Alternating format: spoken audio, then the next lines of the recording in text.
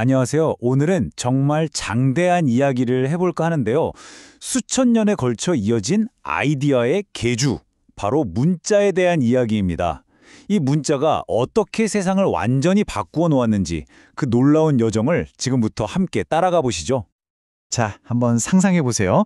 우리가 어떻게 5천 년 전 사람들의 생각을, 그들의 마음을 들여다 볼 수 있을까요? 바로 문자 덕분이죠. 이건 뭐 거의 타임머신이나 다름없어요. 아주 먼 과거의 목소리를 지금 여기로 데려오는 거니까요. 대체 이 놀라운 기술은 어떻게 시작된 걸까요? 모든 이야기의 시작은 바로 한계였습니다. 사회가 점점 커지고 복잡해지니까 인간의 기억력만으로는 도저히 감당이 안 되는 거예요. 무역 기록이나 법률, 세금 문제 같은 것들을 전부 외워서 처리할 수는 없잖아요. 한마디로 인간의 뇌가 병목 현상을 일으킨 거죠. 이 기억의 한계를 뛰어넘을 뭔가 아주 특별한 기술이 필요했습니다.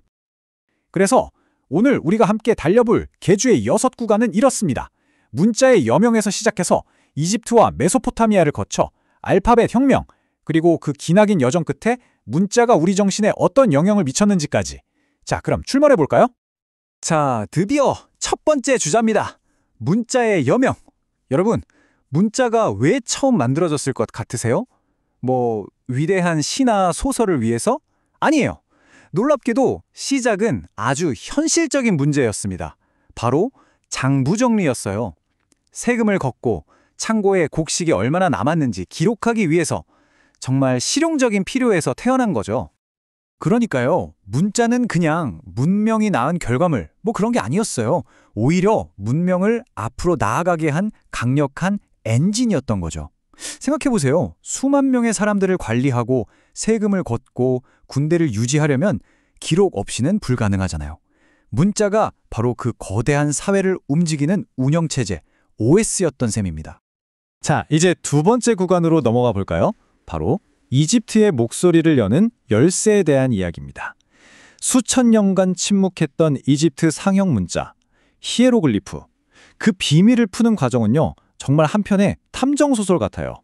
그리고 그 미스터리의 중심에는 바로 이 돌, 로제타 스톤이 있었습니다. 이 로제타 스톤의 여정도 참 기구합니다. 1799년에 나폴레옹의 프랑스 군인들이 우연히 발견했는데 전쟁에서 지는 바람에 1802년에 영국의 전리품이 돼서 지금의 대형 박물관으로 가게 되죠. 그리고 그로부터 20년 뒤인 1822년, 마침내 장프란수아 샴폴리옹이라는 천재가 이 돌에 담긴 비밀을 풀어냅니다. 발견부터 해독까지 정말 파란만장하죠. 그럼 이 돌이 왜 그렇게 중요했을까요?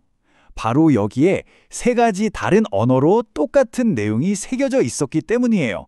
맨 위에는 사제들이 쓰던 신성문자, 중간에는 일반인들이 쓰던 민중문자, 그리고 맨 아래에는 당시 이집트를 다스리던 그리스 왕조의 언어, 바로 고대 그리스어가 있었죠.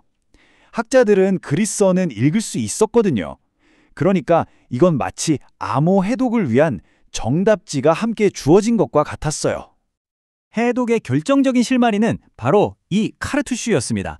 이렇게 타원형 테두리로 둘러싸인 부분 말이죠.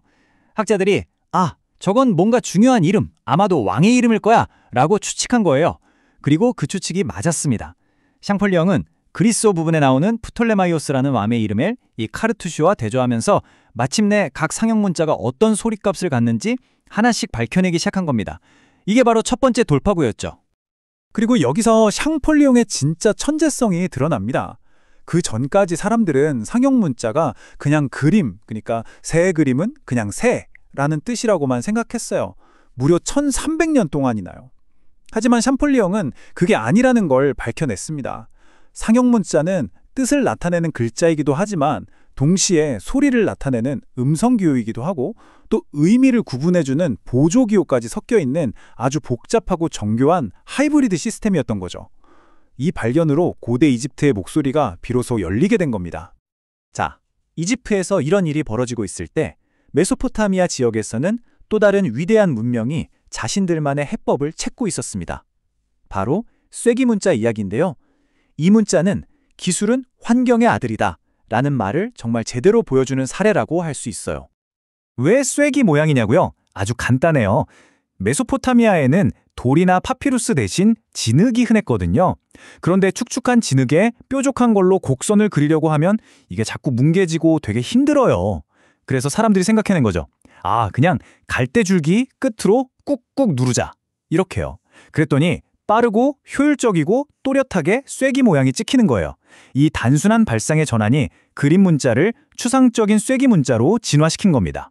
그리고 이 쐐기 문자는 무려 3000년 동안 쓰이면서 단순한 장부를 넘어 법전과 위대한 서사시까지 기록하는 문자로 발전하게 됩니다. 자, 이제 계주에서 가장 중요한 구간, 바로 네 번째 주자입니다. 여기서 정말 말 그대로 혁명이 일어납니다. 지금까지의 복잡한 문자 시스템을 완전히 뒤엎어버린 사람들, 바로 페니키아인들이 등장할 차례거든요. 페니키아인들의 아이디어는 정말 단순하면서도 강력했습니다. 수백 개나 되는 글자를 왜 다 외워? 그냥 소리 하나에 글자 하나씩만 대응시키면 되잖아. 바로 이거였어요. 그래서 자음 소리를 나타내는 기호 딱 22개만 만들었습니다. 모음은 그냥 문맥 보고 알아서 읽으라고 뺐어요. 엄청나게 효율적이죠? 이게 바로 알파벳 시스템의 시작이었습니다. 바로 이 숫자입니다. 22. 수백 수천 개에 달하던 기호가 단 22개로 줄어든 겁니다. 이건 그냥 단순화가 아니에요. 정보 처리의 패러다임을 바꾼 거죠. 이 22개의 글자가 문자의 역사를, 아니 인류 문명의 방향을 틀어버렸습니다. 이 혁명적인 단순함이 어떤 결과를 낳았을까요?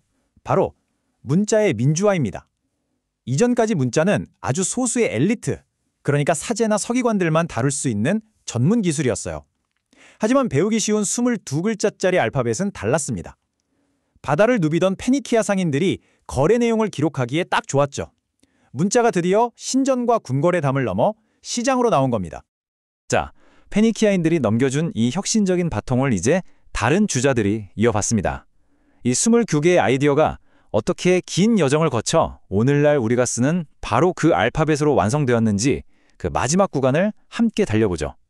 이게 바로 우리가 쓰는 알파벳의 족보라고 할 수 있습니다. 보세요. 그 뿌리는 이집트 상형 문자에 닿아 있죠. 이 아이디어가 시나이 반도를 거쳐 페니키아인들에게 넘어가 22개의 자음 알파벳으로 정리되고요. 이걸 그리스인들이 받아들여서 결정적으로 모음을 추가합니다. 그리고 마지막으로 로마인들이 이걸 물려받아 다듬어서 로마 제국과 함께 전 세계로 퍼뜨린 거죠. 정말 장대한 이어달리기죠. 다시 한번 정리해볼까요? 1번 주자, 페니키아인. 이들이 자음만으로 단순하게 라는 혁신의 스타트를 끊었고요. 2번 주자, 그리스인. 이들이 모음이 있어야 완벽하지 하면서 마지막 퍼즐 조각을 맞췄습니다. 그리고 마지막 앵커, 로마인. 이들이 이 시스템을 표준화해서 로마 제국이라는 거대한 네트워크를 통해 전 세계에 퍼뜨린 겁니다. 우리가 지금 키보드로 치고 있는 이 글자 하나하나에 이 모든 역사가 담겨 있는 거예요. 자, 지금까지 문자의 역사라는 긴 계주를 따라왔는데요. 이 5000년의 이야기는 단순히 기술의 발전사에서 그치지 않습니다. 더 중요한 건 이 문자가 우리의 뇌를, 우리의 생각하는 방식을 어떻게 완전히 바꿔놓았는지에 대한 이야기거든요. 마지막 구간에서는 바로 그 점을 깊이 들여다보겠습니다. 이 말이 핵심을 꿰뚫고 있습니다. 문자는 기억의 외재화였다. 이게 무슨 말이냐면요. 문자가 발명되기 전에는 모든 정보, 모든 지식을 우리 머릿속에 저장해야만 했어요. 그런데 문자가 생기면서 그 기억의 무거운 짐을 뇌 바깥, 그러니까 점토판이나 종이 같은 외장 하드에 옮겨놓을 수 있게 된 겁니다. 기억이라는 무거운 작업을 아웃소싱하게 된 우리의 뇌는 뭘 했을까요? 드디어 여유가 생긴 거죠. 마치 컴퓨터의 메모리, 램이 확보된 것처럼요. 이제 뇌는 단순히 외우는 대신 기록된 것을 보고 더 깊이 생각하고 분석하고 비판할 수 있게 됐습니다. 철학, 과학, 법률 같은 복잡하고 추상적인 사고는 바로 이 쓰고 다시 읽는 과정이 없었다면 불가능했을 거예요. 한마디로 문자는 우리의 생각하는 방식 자체를 재설계한 겁니다. 5000년 전 점토판에서 시작된 이 계주는 아직 끝나지 않았습니다. 지금도 이 바통은 계속 전달되고 있죠. 자, 여기서 마지막 질문을 던져봅니다. 문자가 지난 수천 년간 우리 뇌를 이렇게 바꿔놓았다면 지금 이 순간 우리가 스마트폰과 컴퓨터를 읽고 쓰는 이 수많은 디지털 텍스트는 또 우리의 뇌를 어떻게 바꾸고 있을까요? 어쩌면 우리는 지금 또 다른 거대한 변화의 한가운데 서 있는지도 모릅니다. 여러분은 어떻게 생각하시나요?